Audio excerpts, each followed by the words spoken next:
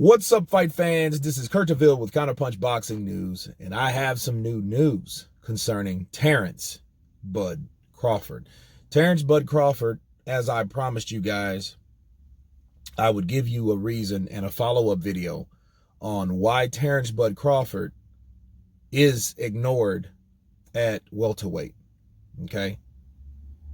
Terence Bud Crawford is the type of fighter that he ends people's career, okay? He ruins people's career. And how does he do that? He beats you. Special fighters are those type of guys that beat guys that are undefeated. Take guys, and eat it for breakfast, okay? And leave you with a blemish behind. That's Terence Bud Crawford. Terence Bud Crawford has done that over 3 weight classes. You want me to prove it to you? Let me prove it to you, okay?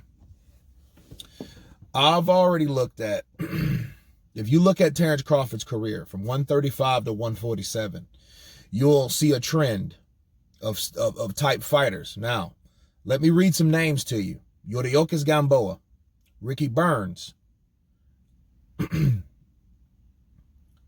Hank Lundy, Victor Postol, right?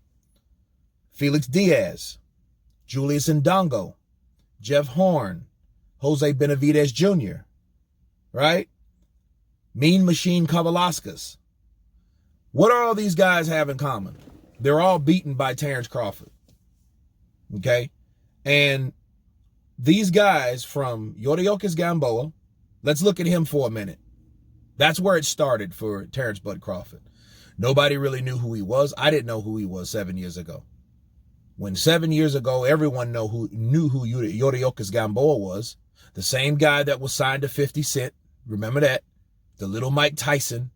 Now the little Mike Tyson is Gervonta Tank Davis, but back then it was Julius Gamboa, right? Speed, skill, golden Olympian, right? Cuban defector. Remember him? People forget this shit very easily when someone gets beat. And he got beat and knocked out by Terence Crawford. It was a great fight. Terence Crawford showed that not only he belonged, but he was special. But he kept proving it, okay? Let's move on. And Julius was really never the same after that. He wasn't the same fighter after that. He has 4 losses, you know, but the first one came to by the hands of Terence Crawford, right? And he wasn't the same after that. Let's continue. Of course, he destroyed guys like Hank Lundy. Victor Postol. Victor Postol, this was at 140, junior welterweight. He was the guy that was knocking people out, stopping people, had Danny Garcia running to welterweight because he didn't want to fight Postol. That's why he was one of the reasons they called Danny Garcia the cherry picker, because he did not want to fight Victor Postol. Victor Postol was a guy that made La Máquina,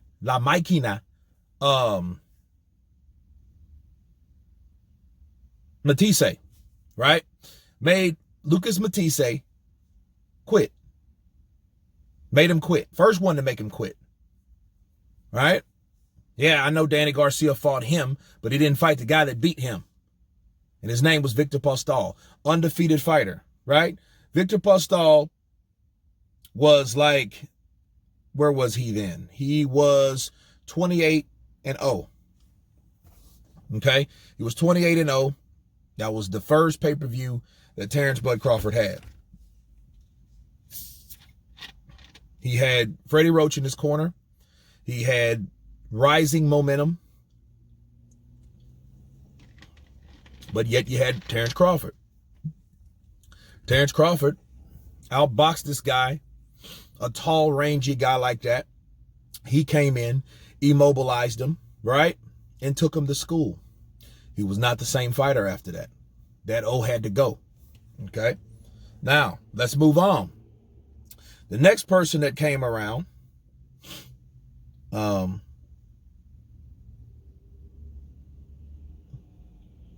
Jeff Horn, right? No, sorry.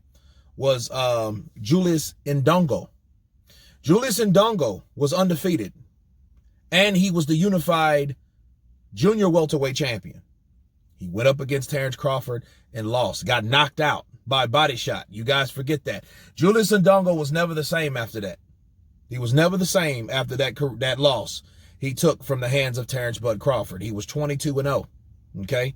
He had beat guys like Ricky Burns, you know, which Ricky Burns is a good name to be on your resume because he's one of those experienced contenders, right?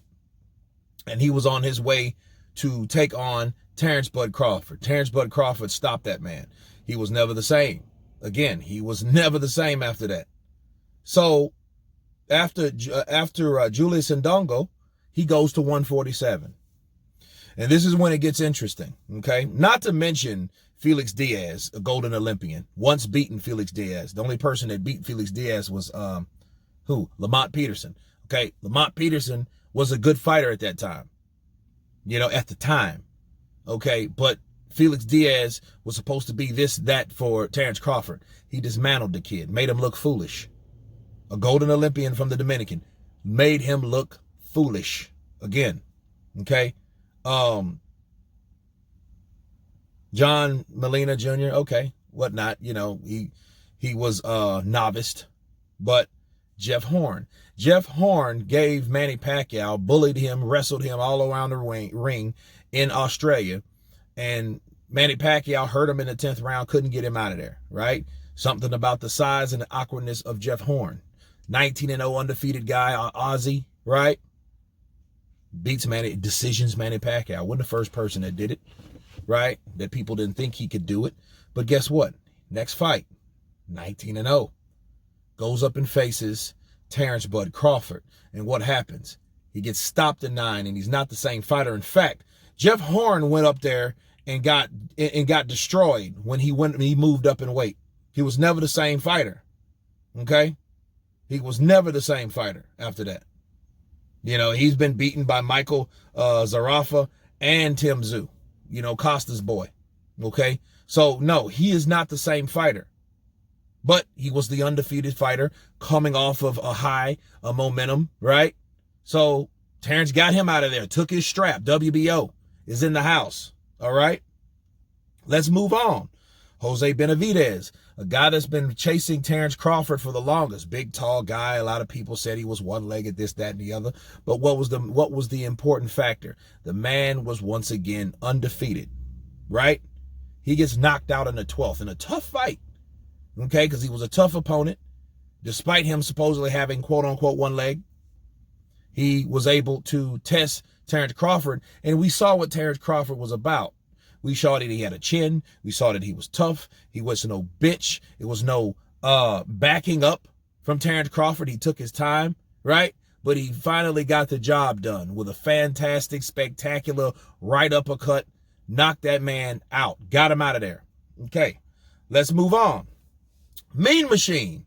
Mean Machine, another fighter, despite knocking Terence Crawford down, got his ass whooped because he pissed Terence Crawford off. He pissed him off. And again, one loss to this day to Terence Bud Crawford.